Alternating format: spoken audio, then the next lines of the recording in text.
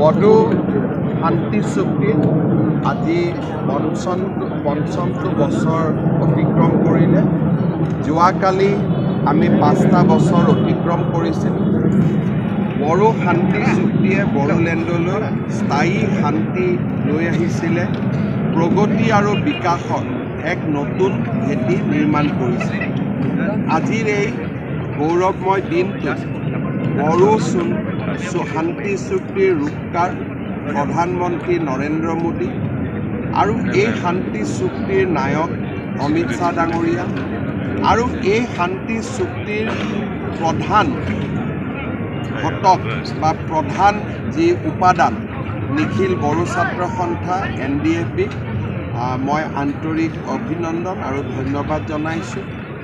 বড়ো শান্তি চুক্তিৰ সময়ত আপচুৰ সভাপতি হৈ আৰু আজি BTRৰ প্ৰধান হিচাপে প্ৰমোদ বড়ো ডাঙৰীয়াই এই চুক্তিৰ শান্তিপূৰ্ণ ৰূপায়ণ আৰু BTRৰ উন্নয়নৰ বাবে যি বৰঙণি আগবঢ়াইছে তাৰ বাবে তেখেতকো মই অভিনন্দন জনাইছোঁ। বড়োলেণ্ডবাসী আজি শান্তিৰ এক অনন্য উদাহৰণ হৈ পৰিছে, প্ৰগতি আৰু বিকাশৰ এক নতুন স্বৰ্গভূমিলৈ ৰূপান্তৰ হৈছে। আজিৰ এই সুন্দৰ দিনটোত অসমবাসী ৰাইজৰ হৈ মই আটাইকে আকৌ এবাৰ ধন্যবাদ আৰু কৃতজ্ঞতা জনাইছোঁ। বড়ো চুক্তিৰ মাত্ৰ কেইটামান দফা ৰূপায়ণ হ'বলৈ বাকী আছে। ইয়াৰ বাবে ভাৰতৰ সংবিধান সংশোধনৰ প্ৰয়োজন আছে। মই ভাবোঁ যে অহা 2 এদিনতে এই ক্ষেত্ৰত আমি নিশ্চয় ভাল খবৰ শুনিবলৈ।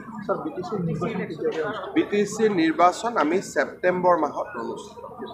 ছেপ্টেম্বৰৰ 30 তাৰিখৰ আগতে আমি BTCৰ নিৰ্বাচন শেষ কৰিম, যাতে বিধানসভা নিৰ্বাচনৰ আগতে আৰু অলপ বেছি আগতে আমি এই প্ৰক্ৰিয়াটো শেষ কৰিব পাৰোঁ। আৰু যদি কিবা কাৰণত অসুবিধা হয় আৰু এসপ্তাহ 10 দিন, কিন্তু দুৰ্গা পূজাৰ আগতে নিশ্চিতভাৱে আমি BTCৰ ইলেকশ্যন শেষ কৰিম। এই গোটেই বস্তুটো নিৰ্ভৰ কৰিব দিলীপ শইকীয়া আৰু প্ৰমোদ বড়োৰ ওপৰত। গতিকে তেওঁলোক দুইজনে বহি একেলগে খেলাৰ সিদ্ধান্ত লয়, নেখেলাৰ সিদ্ধান্ত লয়। যোৱাবাৰুতো আমি একেলগে খেলা নাছিলোঁ, পিছত একেলগে চৰকাৰ কৰিছিলোঁ। গতিকে এইটো এটা কৌশল আৰু নীতিৰ ওপৰত নিৰ্ভৰ। একেলগে খেলিলে যদি বেছি চিট পাওঁ একেলগে খেলিম, একেলগে নেখেলিলে যদি বেছি চিট পাওঁ একেলগে নেখেলিলে হয়। গতিকে কিন্তু UPPL আৰু BJP দুইটাই NDAৰ এটা ঘটক দল আৰু ঘটক দল হৈয়ে থাকিব। স্যাৰ, প্ৰাক্তন NDFBৰ কেছৰ ক্ষেত্ৰত প্ৰশ্ন উত্থাপন হৈ আছে। প্ৰাক্তন NDFBৰ লগত জড়িত প্ৰায়বোৰ কেছে আমি উইথড্ৰ কৰিছোঁ। কেইটামান 7-8টা কেছ চাৰ্জশ্বিট হৈ যোৱাৰ কাৰণে আমি শান্তি চুক্তি কৰাৰ আগতে চাৰ্জশ্বিট হৈ গ'ল। সেইকাৰণে সেই গোচৰকেইটাৰ ওপৰত সিদ্ধান্ত কোৰ্টে ল'ব পাৰে। কোৰ্টক আমি অনুৰোধ কৰি আছোঁ যে আমি চৰকাৰে শান্তিৰ কাৰণে কেছকেইটা উঠাই ল'ব বিচাৰে, কোৰ্টৰ তাৰ বাবে অনুমতি লাগে আৰু আমিও চেষ্টা কৰি আছোঁ।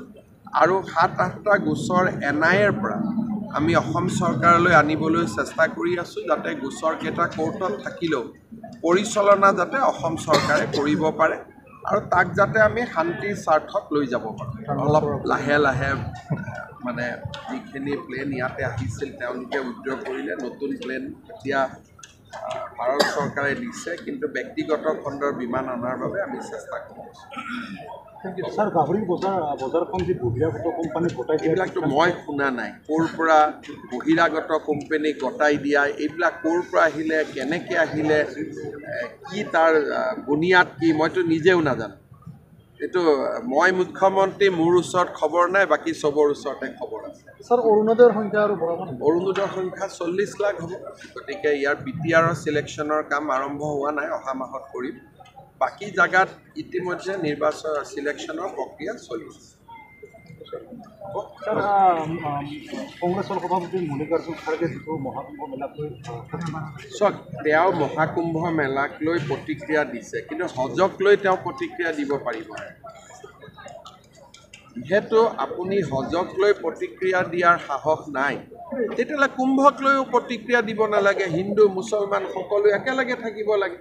যদি হিন্দুক গালি পাৰে তেতিয়াহ'লে আমি মুছলমান আৰু খ্ৰীষ্টিয়ানকো গালি দিব লাগিব খ্ৰীষ্টিয়ানক গালি দিলে আপুনি মুছলমান হিন্দুকো গালি দিব লাগিব আকৌ মুছলমানক গালি দিলে হিন্দু আৰু খ্ৰীষ্টিয়ানকো গালি দিব লাগিব গতিকে এইবিলাকতো আমাৰ কাম নহয় সেইকাৰণে মই ভাবোঁ যে কংগ্ৰেছ সভাপতিৰ দৰে ব্যক্তি এজনে ধৰ্মীয় কথা বতৰাৰ ওপৰত মাত মাতিব নালাগে আমি যেনেকৈ কেতিয়াও ঈদৰ ওপৰত কথা নাপাতোঁ হজৰ ওপৰত কথা নাপাতোঁ আমি যেতিয়াও বৰদিনৰ ওপৰত কেতিয়াও কথা নাপাতোঁ পূজাৰ ওপৰত কথা নাপাতোঁ তেনেকৈ আমি নিউট্ৰেল হৈ থাকিব লাগে আৰু তেতিয়াই দেশখন আগবাঢ়ি যাব